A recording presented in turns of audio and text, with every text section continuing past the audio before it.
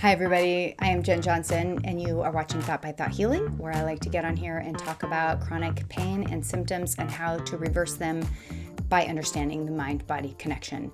I come at this from a Christian perspective, and so if that is important to you, then you should subscribe. But I also interview experts in the field and have people share their story of healing and what parts of pain neuroscience and working through our emotions helped them to recover from their symptoms. So, without further ado, today I have Eddy Lindenstein, who is the host of the Mind and Fitness podcast, and he is amazing, so stick around and listen. Hi, everybody. I am Jen Johnson, and this is Thought by Thought Healing, and I am so excited to have with me today Eddy Lindenstein, who is the host of the Mind and Fitness podcast that I listen to regularly. So, Eddy, thanks for being here today. Yeah, thanks for having me. One of the few people that got the name pronunciation correct the first time. Good job. But it's funny because I actually I heard one of your podcasts maybe like 4 episodes ago where somebody did it wrong and corrected Yeah. it. So I was prepared. Well, you've got like the world's easiest name. Can anybody even mispronounce your name? Is that even possible? It almost sounds like a fake name. It's so, Jennifer Johnson. It's perfect. Yes. Also going to a bank is pretty annoying because there are a million Jennifer Johnson. Yeah. So yeah. And my middle name is Michelle. That doesn't make it much better. That's funny. Cool. So, yeah. So thank you. I was looking at your podcast the other day and it looks like you've been going for maybe 4.5 years. Is that about right? Yeah. It started in, I think it was like October of 2017, did 3 months, took a hiatus when my youngest daughter, Audrey, was born. So I was off for like 4 months or so, 4 or 5 months, and then went back. And other than the occasional week off, like seriously, maybe 3 weeks off total, it's aired every week since May of 2018. Yeah, that's very impressive. Yeah, it's part of the perfectionist personality, which maybe we'll get into it at some point in here. But the weeks where I haven't done it, I have not agonized over the fact that I couldn't find time or whatever to do it. It is what it is, and I'll do it when I can. Yeah, I have been wondering about that as I'm getting started here. Like, how much of this pressure am I going to put on myself to release once a week? Yeah. And the perfectionism too. So yeah, I love that you brought that up. Okay, so maybe a month ago, I went to the dentist, which for everybody watching, Eddy and I live actually pretty close to each other. He's in Edmonds, Seattle area. Yeah, Yep. and I'm also in North Seattle area, so maybe we're like 20 minutes from each other. We've never met in person, but we have chatted over Zoom, which was helpful when I was setting this up. Thank you.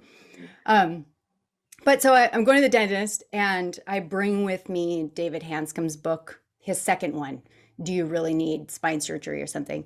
And it's sitting in my lap, and I sit down, and the dental hygienist is like, oh, what's the book you're reading? Is it really good? And I have this inner conflict immediately. Like, how much am I going to go into what I believe and everything related to mind-body syndrome?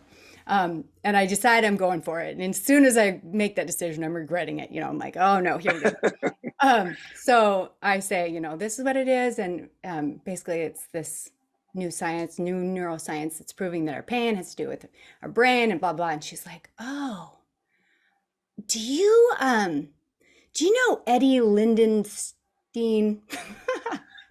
And I'm like, yes, actually I do. I'm interviewing him in a few weeks. And she's like, oh yeah, I do CrossFit with him pre-COVID or something. Oh, wow. Yeah. What's her name? I don't remember. Okay, well, whatever. That's so funny. Okay, cool. So I was going to ask you if you could picture who this person was. So the problem is that there's quite a few. So it could be Anna, it could be Gigi, there's a few that it could be. And if I sat down and I thought about it, there could be even more, but that's so funny. Do you mind me asking which dental office it is? Yes. I just switched. And okay. I just switched dentist. It was my second time there. It has a new owner. It's in like 205th in North Seattle. Yeah, it's not the one that I go to, which could have been one of the names.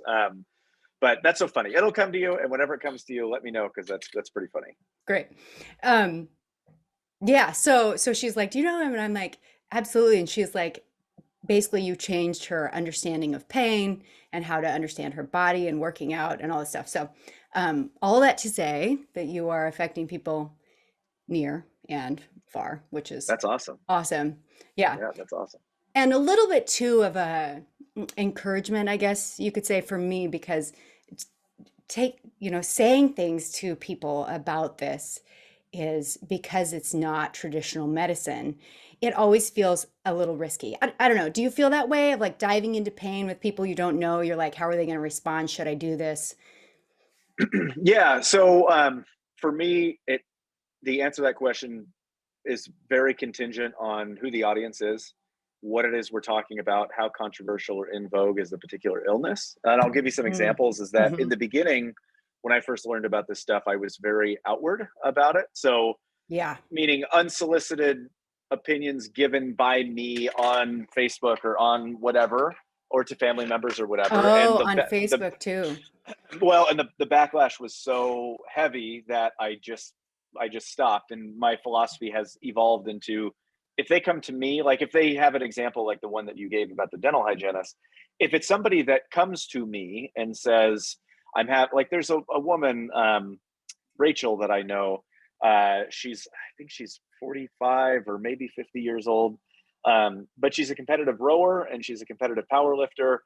And she had been having Nice. problems with elbows, problems with shoulders, and this went on for a long time. So she went from being very competitive on the national stage to having all these issues and discontinuing a lot of the stuff that she liked doing. Yeah.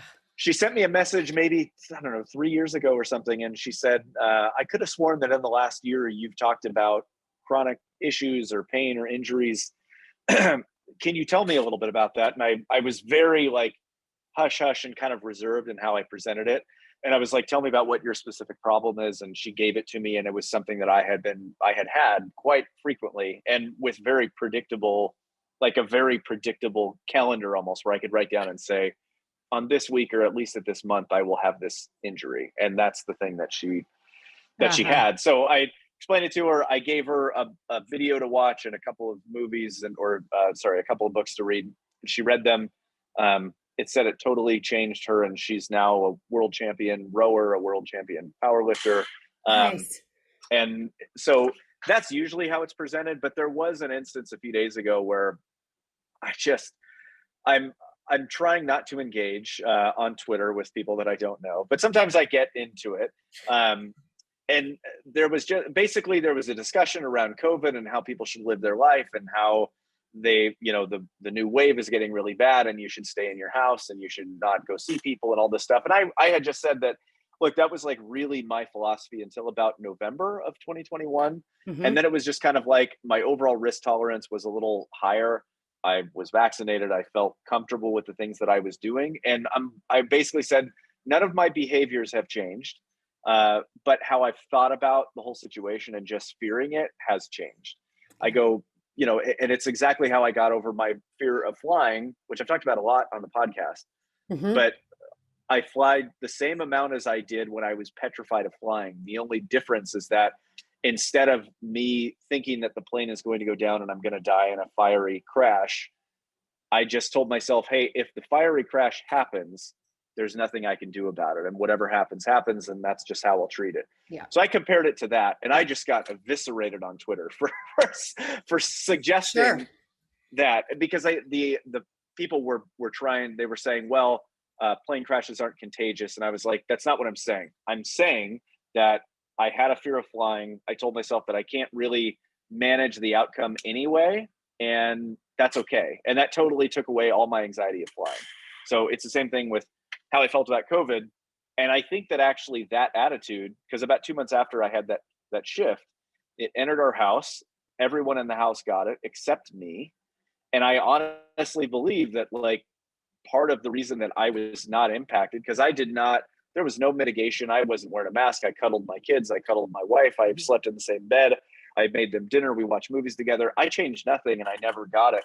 And I said, like, maybe science aside, but the biggest reason that I think, maybe one of the bigger contributing factors why it didn't impact me, meaning I didn't get it, is that my nervous system was not all wound up. So if something was to enter my system, it it had more reserves to be able to fight something off because it wasn't worried about the external fears of things I couldn't control anyway. It's like, good luck telling a 4-year-old and a 7-year-old, sorry, I can't cuddle with you, you're sick. Or sorry, you can't be Yeah. around me, you're sick, and locking them in a bedroom or whatever. So I had floated this idea on Twitter in this thread where I was getting trashed. I was just saying, look, like, because people were talking about, you can see on imaging that there's scarring and there's all this bad stuff that's happening to these people. And I had said, imaging doesn't always tell the whole story. I'm You like, went for it. I'm like, there's lots of instances out there of different chronic conditions where people have torn rotator cuffs or torn meniscus or herniated discs or whatever. And half of those people will have pain and the other half won't have pain. So what is the difference in the half that does?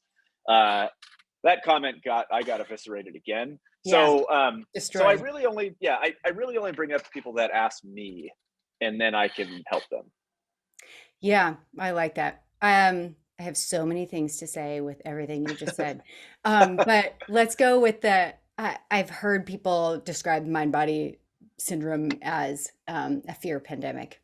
And so what you were just saying about COVID really resonates with me. And I'm pretty sure this is just going to make half of our watchers really angry and the other half like, yes. And that's all right. We're kind of in the business of wrestling with people's mindsets. But I think that the fear of, I don't know, I was reading this.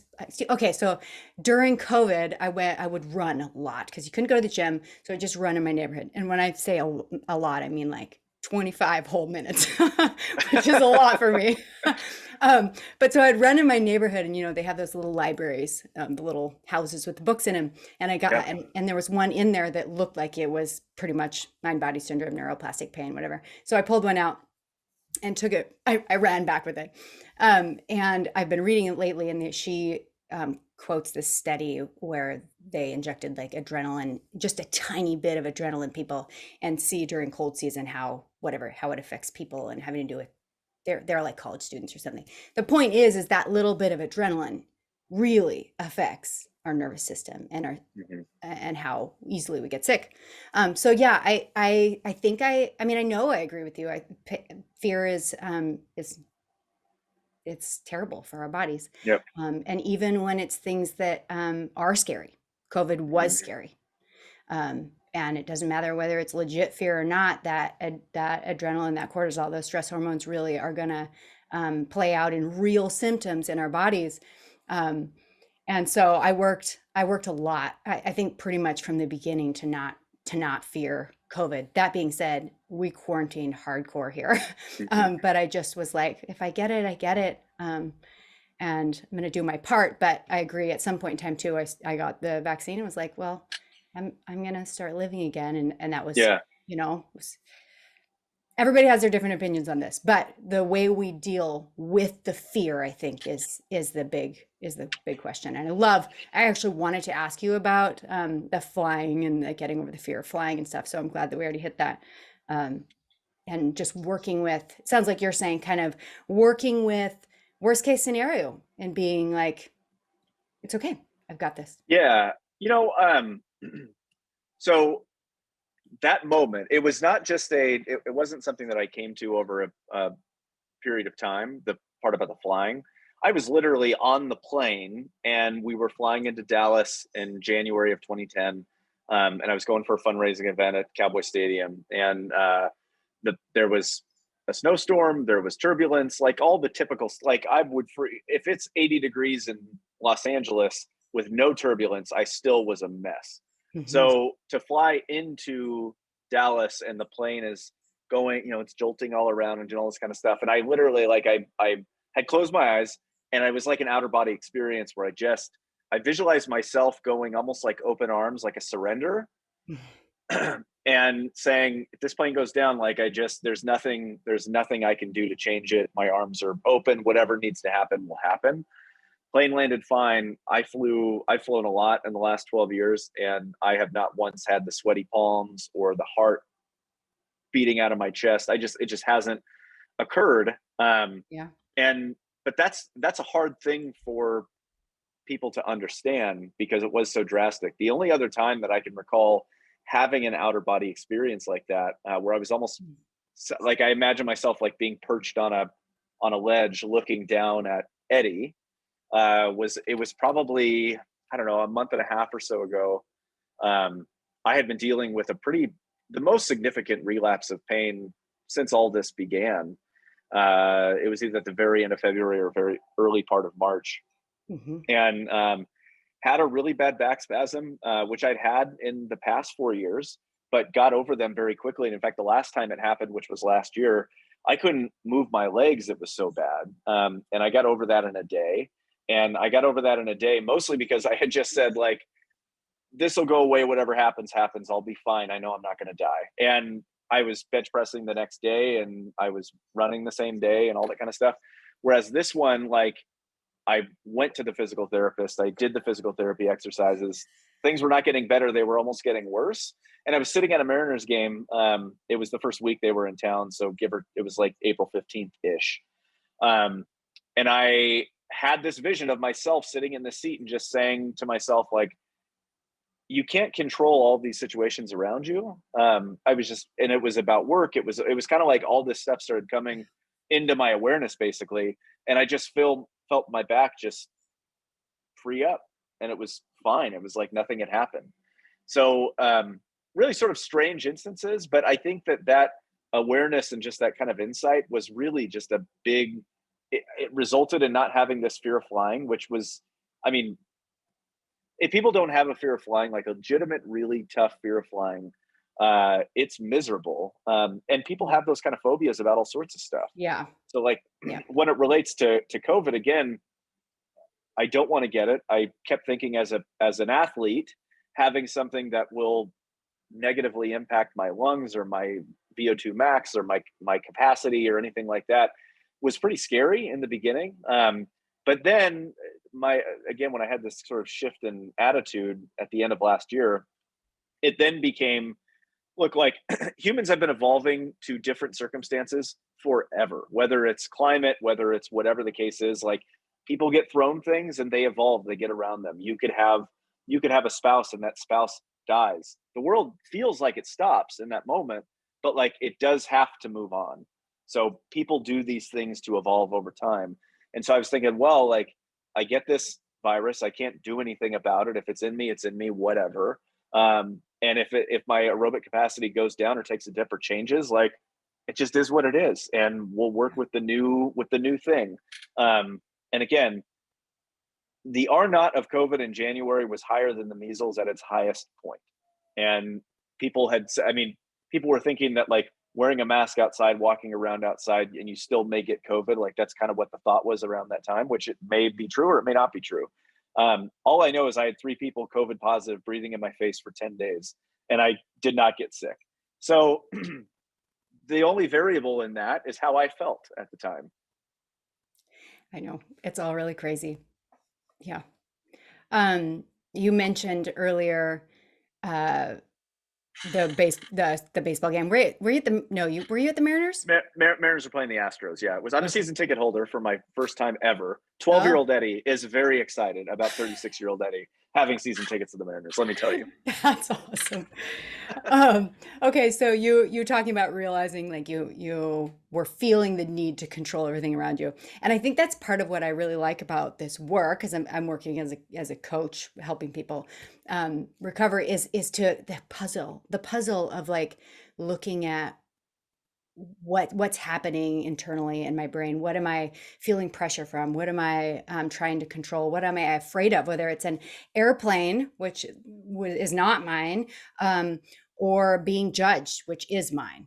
um, Mhm. and I'm having a podcast, which is just the perfect place to be judged on every account, which just goes to show the work that, or the outcome of this work, I guess.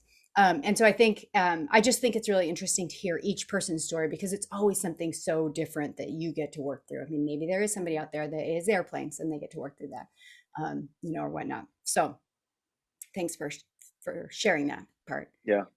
Um, okay, so I am curious. I don't have kids, and I was not married when chronic pain became a big thing. I'm still not married, but I was married before. Um, Yeah. and so that's like something I can't talk a lot about is what, and I can to a degree, talk about what it's like to be in chronic pain and be in relationship that is very important relationship. Um, I know that for me, healing involved learning to say no and learning to say yes, and we could get, that's a whole different subject. Boundaries and also not being defensive on both ends. And so I'd love to just hear you talk a little bit about like what it was like being a dad and a husband, and if you were married when you first started experiencing chronic pain. That anything you have to share about that piece of it. Yeah. So, I was married at the time, still am married to the same person. And uh, I think of the chronic pain element as having two pretty distinctive Mhm. sides. So there was like, ultimately for everybody, there becomes a time where your pain is getting so bad that you can't ignore it anymore. And now you're going to the doctor all the time, and the scale has shifted. Go to the doctor all the time, you're doing physical therapy all the time, like that kind of thing. So pre that, I would have tendonitis that popped up every 3 months. I would have some kind of a flu or something like that that would occur usually sometime in December and then again sometime in March. So I had a lot of these really predictable patterns. That didn't really cause any sort of an issue in terms of like the fluidity of my wife and I's marriage or the family dynamic or whatever, except for getting the pseudo flu, which I don't think was the real flu, but the pseudo flu or whatever. It was about 5 months after our daughter was born. And the thing that really sucked about that is that I was kept to the bedroom, and my wife and the baby had to be somewhere else in the house. And that was tough because she slept in a Oh, bassinet in our room at the time. So it was really, that was kind of tough for 10 days. But, my wife is very roll with the punches, which is one of the reasons why she's really great, because I'm not really roll with the punches quite as okay. well. I take things much more personal. I'm much more sensitive, that kind of thing. That isn't really the makeup of her. We're sort of like non-traditional in the sense of how you would typically think of like a masculine man that lets things roll off his back and that kind of stuff. That's much more my wife versus a feminine female that may, and again, these are stereotypes, a feminine Sure. female that may take things more personally, is more emotional. That's much more me. Yeah. So, then there came the period of time. So I had shoulder surgery in the spring of 2016. Went through, did all the rehab, didn't have any sort of weird pain issues during the rehab process. It was the week that I was going to get medically cleared that everything entirely changed. It was like the inside of my body just exploded. What were Like I some of can't your even, symptoms? So you had shoulder. I just say this because people want to be able to relate to their symptoms, yeah. So I had a shoulder dislocation on Mhm. Halloween the year before, 2015. So I had a shoulder dislocation because of the way that insurance works and all that. People were, so again, this is the very end of October. Every appointment with a specialist, every MRI, everything was booked going out to the end of the year because everybody's trying to get their deductible met and do all this kind of thing. So to have an injury and then a need for imaging that late in the year just wasn't going to happen. So I got in the first or second week of January in 2016. Um, I was taking, they kept prescribing me painkillers because they're like, we can't get you in for an image to even diagnose you. And none of the clinical tests are showing any sort of a problem. So we don't know what you Mhm. have, but we can't image it. So here's some painkillers. So I did that for about 2.5 months, which sucks because like I've never done a drug. I hardly ever drink. I've never smoked a cigarette. So Mm. to be taking painkillers constantly Yeah. was a little rough on the stomach, and like it just wasn't great. I stood in like having to call back or have the pharmacy call into the doctor, had to write me a script or reevaluate me every 30 days. I just felt like it was kind of embarrassing as an athlete to do that. Mm. Um, so I got in January, had the imaging done, got diagnosed with this really obscure injury that I couldn't really even find much literature about it at all. Like it was just one of those injuries that hardly anybody ever gets. The outcomes are very poor. And I was just thinking like,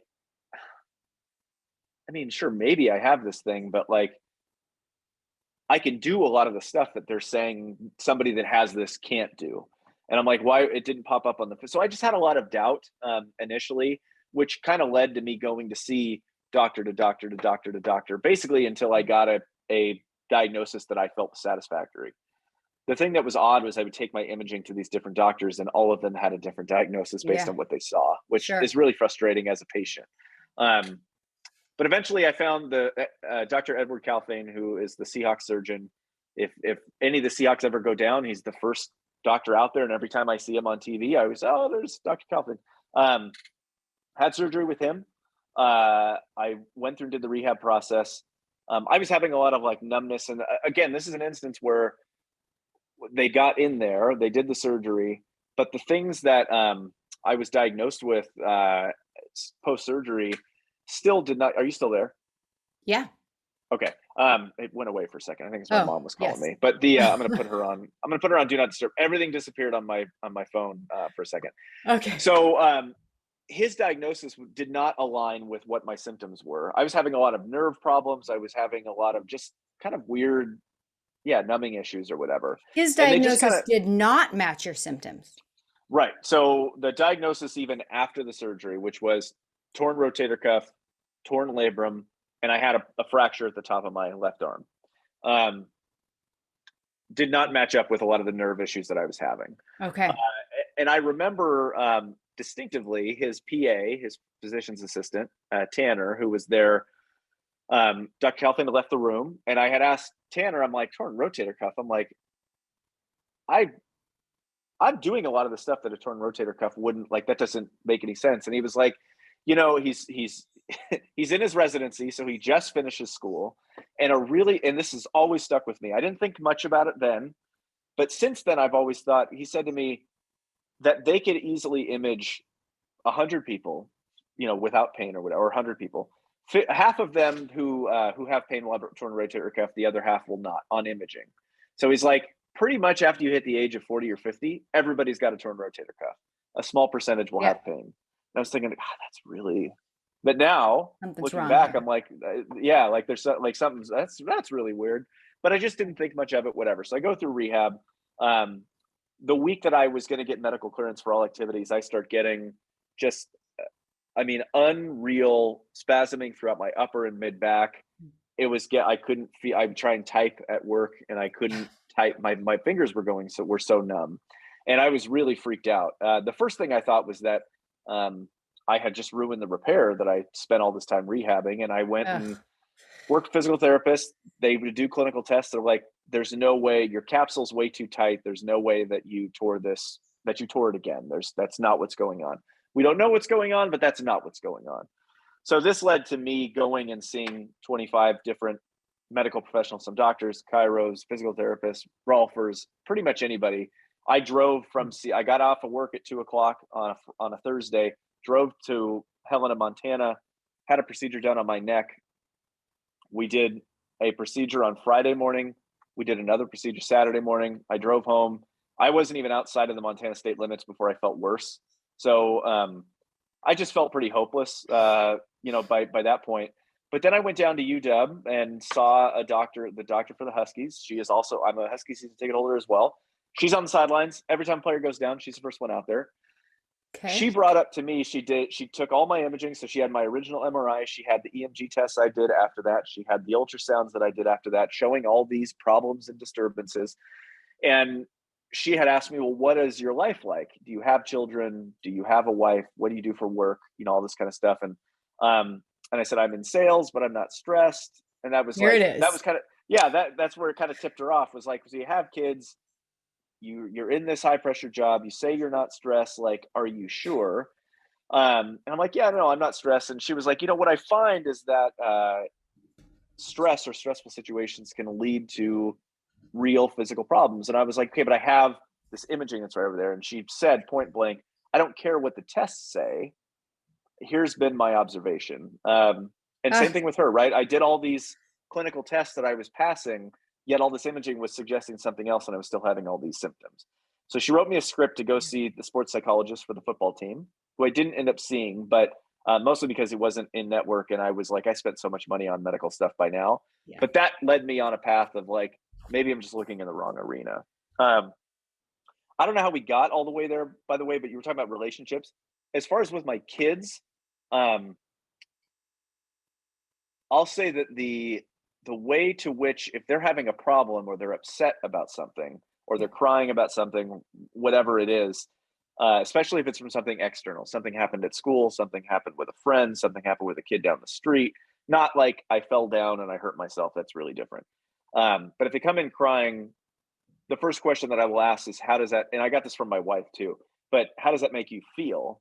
Yeah. And really just trying to label the feeling Yeah. and label the emotion really kind of takes a lot of the drama out of it, and The allows you to say, drama, I am the drama, like inner family drama or in their brains?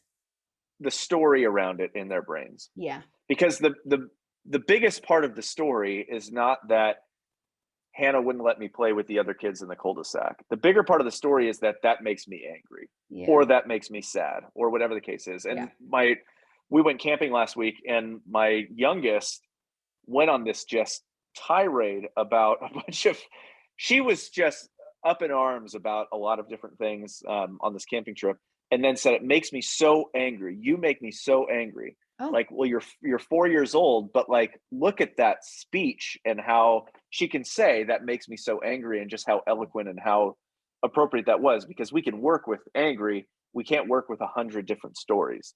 That I would say is probably the biggest thing as far as relationships go with family members, is that I have noticed like residuals around siblings and things like that. Like, I have a sibling relationship that I feel is fairly strained, mostly because he's very much in the medicalized model of everything is, we're machines and this is levers and handles, and they can, they all break, and everything has every symptom has a diagnosis behind it, and kind of always chasing pain.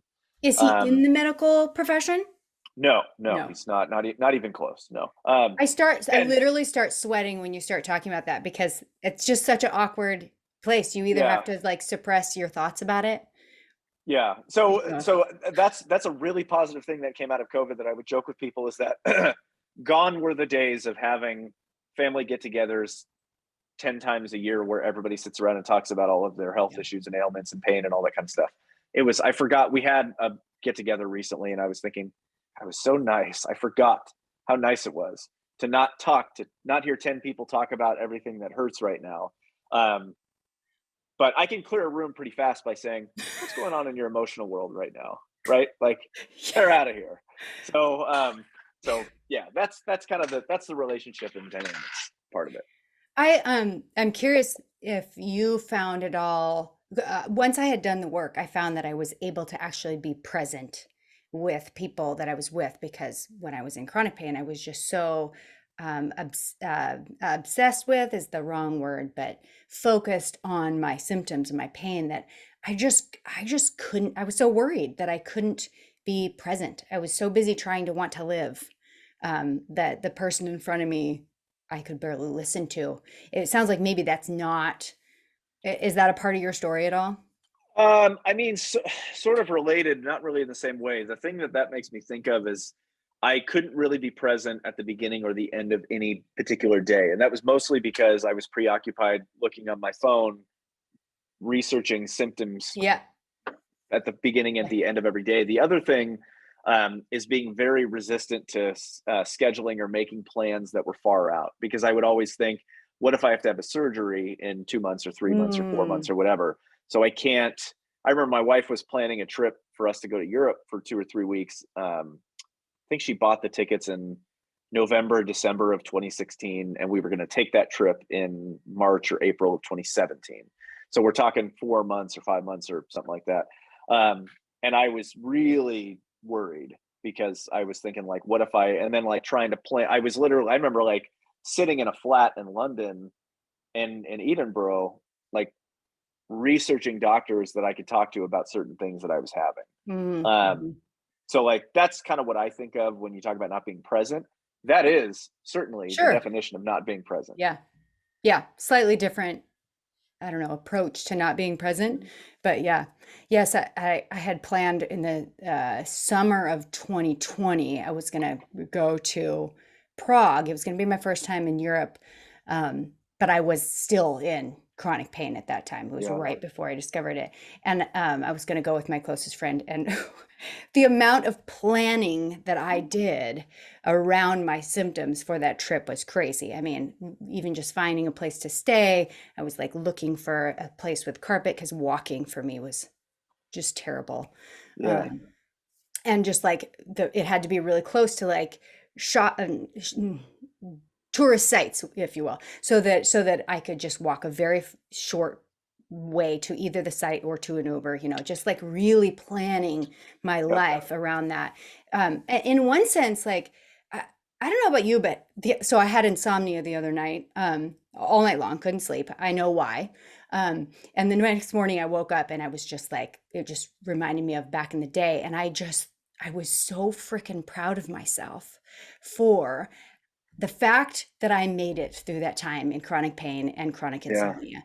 And I don't know about you, but when I look back to what I went through, I literally want to cry because of how proud I am that I made it through it. Not that I had a different choice, but still, I don't, do you ever get that feeling of just like, Yeah. It was like 3 weeks before the pandemic happened. And I only remember this because it was taken at the CrossFit gym I went to. But I was doing, this might mean nothing to anybody, but there in weightlifting, there's a variety of different lifts, but we were doing hang clean and jerks at my gym. yep. And I did like 255 pounds or 260 pounds or something like that. And I remember I don't know why. I put it up on my LinkedIn, which is highly bit because I'm in the business community, and just saying how I told this story about being proud of myself that I could do this because here's where I was just a couple of years ago. Yeah. But nobody cared, sorry. But the reason that I had done that is that I did a full backup of all my pictures and videos on my phone, my computer, my iPad, like all that kind of stuff into Google Photos a few months ago at the end of last year. It was like a big project. I did facial recognition for everybody. So now I could go in and I could just type my dog. I could just type Lucy and she just sat up. I could type Lucy and Eddie and it'll bring me every picture that it has Lucy and Eddie. So it was a big project. I was looking at pictures or videos of periods of time when Yeah. I was at the throes and in the real abyss of this. And I'm looking at myself, like even just picking a barbell up of 45 pounds and you can see the wincing that's going on. Because I would get down, I would pick it up, I would put it over my head and all my fingertips would be numb when it would go over my head. So to go from that to eventually what I could be doing 2 years later, when the whole thought of I'm in my late 30s now, so I'd have been in my mid 30s when I was looking at this. I was in the throes of chronic pain when I was at my late 20s and my early 30s. And you would think that a 29-year-old should be more stronger, more virile, more capable than a person in their mid 30s. But I was the complete opposite. So getting better and stronger with age, when there's plenty of people Yes. my age that I've known for 20 years or whatever, that now talk and their rhetoric is more that they're sort of at the end of the road of being an athlete, or because all these physical issues or limitations or whatever that they think are being put on them. But to me, it's more them putting it on themselves. And I feel like sometimes that makes me sound too much like a Tony Robbins or something like that. But it's just been my experience because I went through it. So, yeah. Yeah. Yeah. I'm just gonna toot my horn a little bit. Just you mentioning like lifting 255 pounds or something, and just how much of this work is about you progressing. And while I was in pain, I just couldn't. There's no way, nothing, right? Yeah. And I did a power clean with just Yeah. just a 40, just the 45-pound bar, but Yeah. super proud of myself for getting there, Yeah. right? Because risks. I mean, for me, it was kind of all over pain. And so getting to that place is just such a, I don't know, a joy. It's such a cheesy word, but it's exciting. Yeah. You talk a lot about the hobbies and the things you enjoy, which your background is indicative of. Yeah.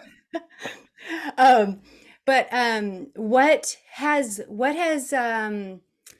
just hobbies and passions and stuff meant for your journey? I'm not sure if you had all these passions pre recovery, or and what role you think it has in healing. Yeah, I think they're critical. First of all, Steve Ozanich in his book talks about the importance. He talks about the importance of the arts with Mhm. recovery.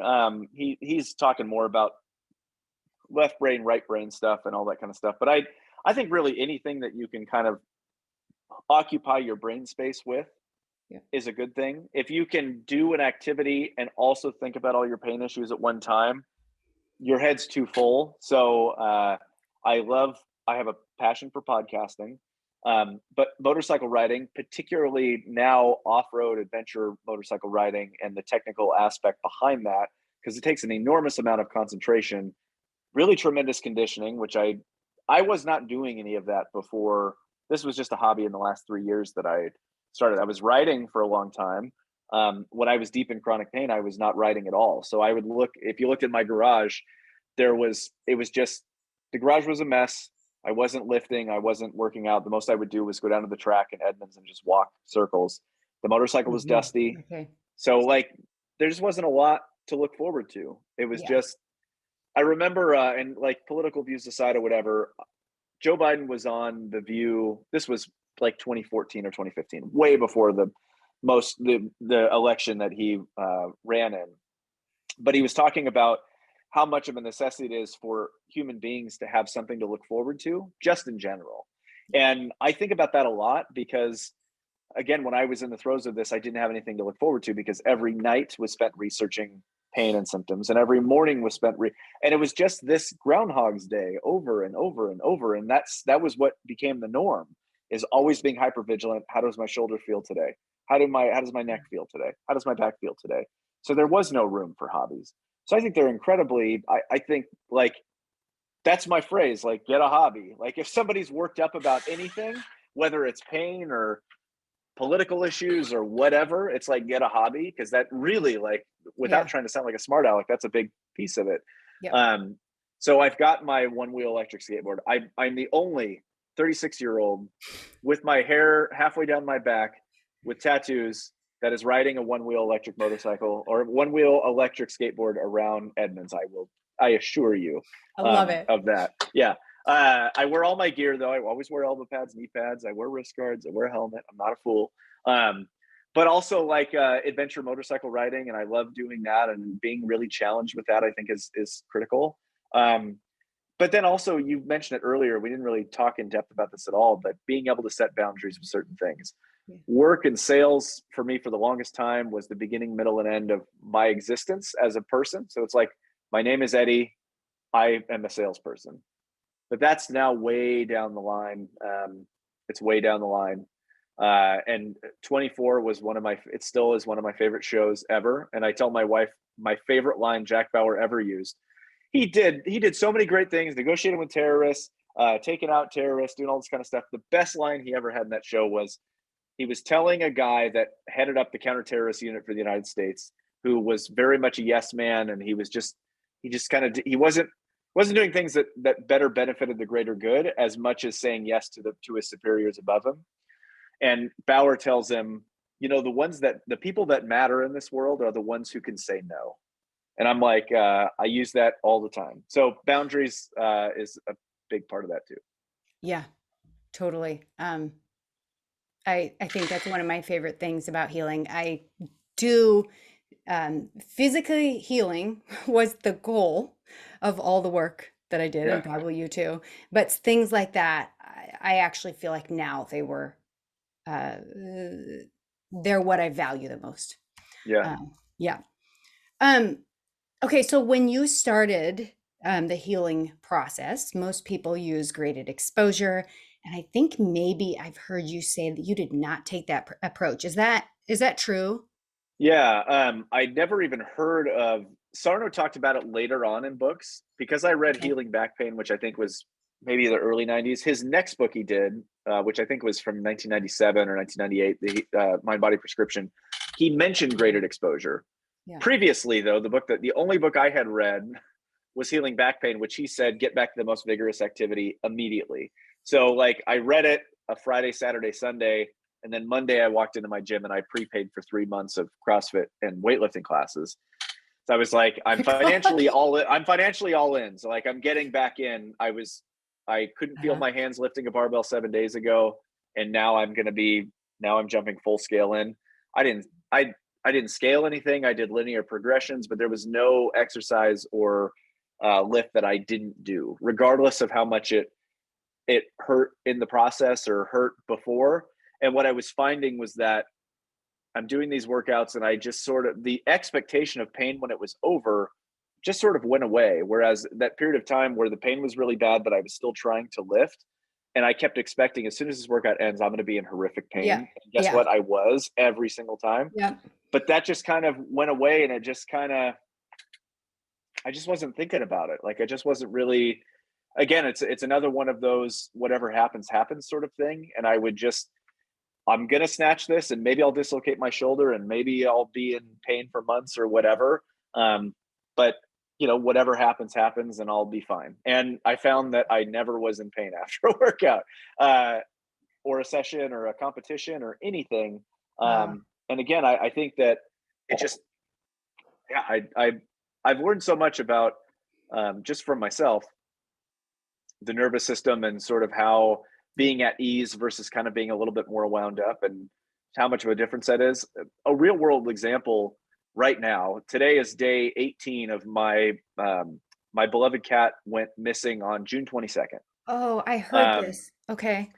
Yeah, so I have been entirely muted on social media except for animal finding groups on Facebook, Oh. Nextdoor, and all these sites, because I've been just so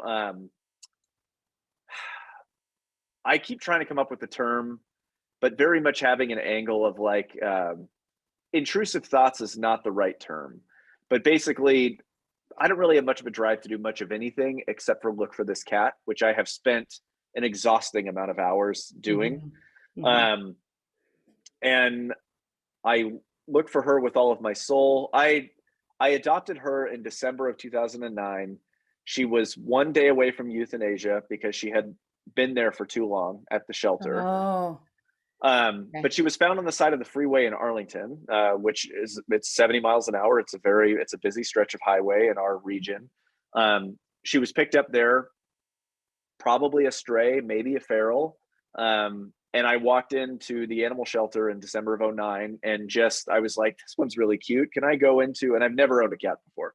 Took her into the, I don't even know what they call it. It's the room that you go with a puppy or a cat to see, do you two get along? Like, do you acclimate to each other and all that? Yeah. And my perception of cats is that they were always very moody and they weren't kind and they'll scratch your eyes out. That's just kind of always what I thought. Yeah. And this cat was she was weaving through my legs. She was rubbing up against me. She had this deep purr. So I've kind of always felt this like really strong bond with her. I adopted her, of course, on the spot. So I've had her for 13 years. And she sleeps with my kids she's like the best of friends with my kids. Yeah. She's just a big part of the family. We had to put down one of our dogs in March, and we got him the same year that we got her. So they kind of grew up together. This other podcast listener sent me this email the other day asking if it was possible that Stella went looking for Barkley, which I thought was just like the sweetest thing ever, if that's what she's out doing. But I was walking around this morning. I still believe she's alive. I haven't found anything to suggest otherwise, a predator or anything like that. I don't think that's the case. So I'm out looking for her this morning, and I was kind of I've been in a sort of an angry, contentious mood for about 3 weeks now, which is another reason why I've just kind of stayed off social media, because kind of, if you don't have anything really nice or constructive to say, just keep it to yourself. And I was thinking this morning, I was just like, this is crushing to me. However, it's another one of those senses where it's one of the sadder things that I can recall happening. But I don't have any control over the fact that she left and hasn't been found. I don't have any control over whether I will find her or not. But ultimately, if I'm going to find her, I'm going to find her. If she's going to come back, she's going to come back. It's almost like a freight train that is moving with her on it, and I can't pull that train back. I can hope that I will find her wherever the destination is, or somebody will call me and say they found her, or whatever the case is. But that's sort of a real situation that's going on right now. Yeah. That is, for me, like as sad as it gets. But I'm trying to apply, and there's not a pain issue.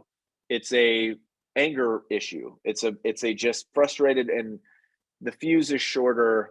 I'm using more curse words, like all the things that people don't really talk about with themselves, Uh-huh. that I've sort of been facing the last few weeks because of the absence of this sweet cat who's, she's 9 pounds, she's 13 years old, but she's incredibly energetic. She can still leap a 6 foot fence like there's no like she could when she was a kitten. Um, so I'm trying to apply the same mind body principles that I've used that have been really successful with trying to navigate this situation. Yeah. Yeah, I was wondering about that. Um, did you, in your healing, did you do a lot of emotional work? Kind of, I mean, what we're talking about right now with the cat is a prime example of something that we want to verbalize how we're actually feeling and the emotions that are behind it. Did you do a lot of that work when you were healing? I've heard you say that journaling is not your thing, um, but was it a part of that original turning around? Um, I would say it was much more of a, I'll use the term logic based as opposed to like journal based. Okay. The reason that journaling hasn't been my thing is that I kind of feel like I sort of write the same story over and over and over. And to me, that kind of gets just very, there's not, Not I'm helpful not at getting, all. yeah, I'm not getting Nope. anywhere. And a lot of people Yeah. do, and it works great for them. And that's fine. The way that I applied it is that the most effective way that I could think of applying it was, what is every symptom? And I did this the probably this, it took 3 nights to read Healing Back Pain. The second night I'd read, and then I'd sit there and I'd make a 2 column list, and I would say, what are all the symptoms that I can ever remember having that lasted, more than a week or a couple weeks or whatever. And then to the right of that, I would write down what was going on in my life at that time. What was going on in March of '07? What was going on in March of '06? What was going on in July of '06? Right. And when I would develop these different issues, and I started finding this perfect one-to-one correlation of these really hurtful, painful things that were happening to my body or to illnesses I was having, and some sort of a pretty significant stressor in my life. So that was really how I used it in the beginning. And I would say this and verbalized, but in my head, I'd be looking at those 2 columns and I'd say, well, how did that make me feel? And was it anger? Was it Yeah. feeling sad? Was it grief at the time? And I saw this really great meme in the last couple of days, and I don't even remember who posted it, so I can't thank them. But it's it's these two. They're not people; they're characters, and they're standing. Somebody had said, what was it? I was angry. It was something along the line. I'm paraphrasing. It was something along the lines of, I was so angry for a long time until I was introduced to grief. And Yeah. there's just certain emotions I think people have a difficult time really defining. And so, like as an example, the company that I worked at previously, which I was very successful at for a very long time, um, towards the end of it, the final year or so, I was not at all the performer that I had been in the several years prior. And the way that I would talk about that was how annoying I felt like some of the employees or processes or company was, or all this like kind of the surface level stuff. And then eventually I got to, I was angry, but then eventually it got to grief, where I was sort of grieving this previous success that I had, um, and going through a grief process of a loss, like really having a Hmm. loss of this life that I knew, and then it becoming this new thing. And I think, like looking back, whether that dislocated shoulder and those injuries and the surgery and all that stuff was ever needed, because I don't know if it was or not. The dislocation definitely happened, but all the residual symptoms that, like, would I have been fine? I think I probably would have actually been. But there was definitely a grieving process that I think was really messing with my system that week where I was going to be cleared for all activity. I think there was a grieving process of thinking how good of an athlete I was before any of this stuff happened, and having to come all the way back from that, and just how Yeah. big that mountain seemed to be, was really just a lot to handle, really difficult. And so looking back, that's some stuff that I think about too. Um, yeah, that's big. That list, I feel like is really important to make that connection between the symptom and the real emotion Yep. that's Hmm. happening there. So I have 2 cats, and one is absolutely lovely, sounds similar to yours, and one is terrible. I mean, She is for sure what you explained. I mean, she scratches Yeah. people, she's whatever. But she's definitely my favorite. Yeah. I just love her. And one time I couldn't find her for 7 days. And it was terrible. Yeah. Um, and I put up posters, all this stuff. Oh my gosh, I'm just remembering my husband at the time and I were separated, and he like saw one somehow and was like, "What's happening with the cat?" And it was this big thing. Anyways, that was not here nor there. Yeah. But I walked the neighborhood every night Yeah. in the pitch dark, just hoping to like hear her. Couldn't find her. And then finally I went to all the, the pounds or the lost, whatever they're called. And finally one day I was just sitting on my back deck looking there's like city property behind mine and then the neighbors over Hmm. here, to the right. And I see my cat in the Wow. garage, like the shed of the neighbor's house. And so she's been locked in their garage the whole time and they Yeah. are out of town. Um, and I can't get her out. And I don't think at the time about calling the police. To this day, I'm like, I should have just called the police and had them come get her out. Because I Yep. did call the neighbors. They were over in Woodby Island and they wouldn't come back or tell me where their key was. So I had to leave her in there a couple days. So anyways, I get it. It's really hard. And I guess I'm wondering for you, like knowing the work we do, are you feeling like your symptom then is the anger right now? Like you're not having a physical symptom? And do you recognize like besides anger, if anger is the symptom, is there an underlying emotion that you are, I mean, I'm guessing you're not angry, your cat's gone. There's a different emotion there. Yeah. I've been trying to get more philosophical on this, and trying to think about like what is it about. Obviously it's very sad that this member of our family is not here anymore, Mhm. for the moment. Again, I think she's alive out there. I do think she is going to be back in our homes at some point. It's been 18 days. However, reading miraculous stories in some of these Facebook groups about their cats being gone 3 months, 4 months, 6 months, just showing up, like just trotting in the house like nothing happened. What, like, it's like a teenager walking in the house and you being like, "Where were you? Like, why were you late for curfew?" Um, so I think that So maybe you will be angry with your cat. yeah, yeah, maybe. Yeah, my wife keeps saying when Stella comes home, she's in big trouble unless she's locked somewhere in that or stolen or whatever the case, whatever the case is. And one thing my wife also says that Stella, like, if she can't go outside and kind of do her roaming thing, or she like patrols the cul-de-sac and then comes back, um, that she would just sit at the door and just meow, meow, meow, like will not leave you alone. Yeah. So Jenny's like, if she's locked in somebody's house, like good luck. Like if she was stolen, like good luck if that person's not going to let her go out and experience some of the outside world. But Hmm. so we had kids, and our first daughter was born in 2014. So we got Dickie, who was a pug that we put down in 2019. We got him in '06, and then Stella and Barkley. So we put Barkley down 3 months ago, and then Stella's been missing for 18 days. We got both of them in '09. So I was thinking yesterday, that to me, I think maybe the deeper part of this is, again, going back to the pre-surgery life and the post-surgery life, grieving what it was that I had before, sort of grieving that Stella's sort of the last link to the life that we had before we had kids and it was just us. When it was just Interesting. us, because everything literally has changed since we had kids, except for Stella is the last conduit.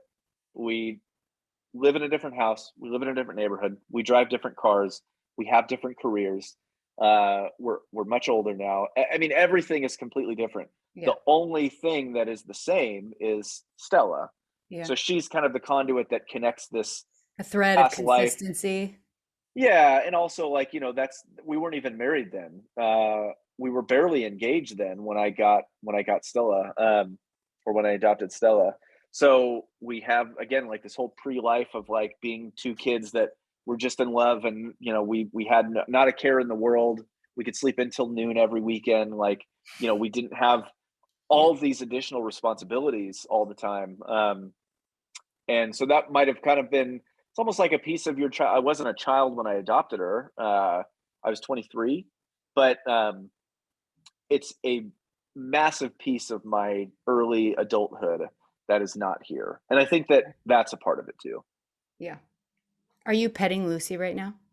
No, she's she's not moving for the world. Even if I held a big steak right now, I didn't think she'd wake up. Yeah. Yeah. Thank you for sharing that. Yeah. I'm just seeing the time, and I want to respect your time. It's actually been an hour. Yeah. So we should probably stop this, even though I love it. Do you have any like parting thoughts or anything you want to share, or? Yeah, maybe the only thing for anybody listening to this is I tend to find that where there's smoke, there's fire. So like we were camping last week. This is perfect. Before the fire would start to ignite, you can start to see the smoke. When were you camping and where? We left the 5th, and we were in Concrete, Washington, on the Skagit River. Okay. Yeah. I was also so anyways. Oh, okay. Yeah. So we left the 5th, and we got back on at Friday night or something like that. So we were only gone 3 or 4 days. Setting the campfire, I kept thinking, okay, like we had a hell of a time setting a fire the first night. I think we bought wet wood from the Ace Hardware that was near. But we could always see the smoke, but not necessarily the fire. So I think of that as in the time right before I'll get a relapse or a symptom or something like that, I will dwell on things. And it doesn't even necessarily matter the thing that I'm dwelling on. If I'm dwelling, could be anything. It could be, I'm thinking about, this was a popular one towards the end of last year. I could be thinking about getting rid of my iPhone and switching to an Android phone. And that is all I am researching. Yeah. Is this a great move? What sort of features am I going to gain? What am I going to lose? What am I going to this? Anytime I'm dwelling on something excessively, I know that there's something that is really bubbling under the surface. That if I don't address it, whatever it is, or at least lean in and feel whatever that emotion is, that I'm going to have symptoms shortly thereafter. Yeah. So like, what I would say is that if you're listening to this and you're find yourself going back and ruminating over the same thing over and over and over, it doesn't have to be a life thing or an emotion thing or a sad thing or a stressful thing or whatever, anything. It could, like, I remember before I had my relapse that occurred maybe in April or so of last year, I had been doing this comparison between 2 different motorcycles. Should be a very happy thing, right? But I was researching and thinking about the outcomes and what would happen and would I have more fun with this or would I not, and all this kind of stuff, and just stupid stuff like that shouldn't even play. I think a lot of times people will think that the events that will lead to a pain issue, when you talk about Mindbody to somebody that doesn't understand it, think that it has to be my grandmother passed away, my spouse passed away, my kid is very sick, my kind of all of these. I think that it can just be your biggest clue could be, I'm going back over in my head over and over and over and over and over about something. You're cycling, and if you start doing that, you're distracting yourself. Like, it's a distraction. So what are you distracting yourself from? Yeah. I remember the doctor asking me if I was stressed at the time of chronic pain. And my answer was no. And I look back and I'm like, are you kidding me? You were so stressed out. Just because you're hiding it and trying to suppress it and keep it inside does not mean you're not stressed out. It actually means you're not stressed out. It's the opposite of that. Yeah. And that hypervigilant brain, I think, is kind of what you're explaining or describing. Is it's like over the strangest things I will find myself just cycling over, and I'm like, this is not important, and yet yes, there is something super important underneath it. For me, it's always a fear. There's always some obscure, weird, but very real fear that's just taking over the dialogue in my brain. And for you're whatever, researching Sprint phone or whatever you're talking about. Yep. Yeah. So, all right. Well, thank you. I appreciate you a ton taking your time to do this. I don't know if it's your lunch or whatever, but yeah. I always say I'm in sales. I work for a company, but I see myself as an independent contractor. It's one of the advantages of sales is you sort of work on your own schedule. And if I want to go out and make money, I can go out and make money. But if I want to chill and talk to you for an hour and 15 minutes, it was lovely. And thank you for having me. Yeah, you're welcome. All right. We will see you next time then. Okay. All right. Thanks, Jennifer. Bye. Bye.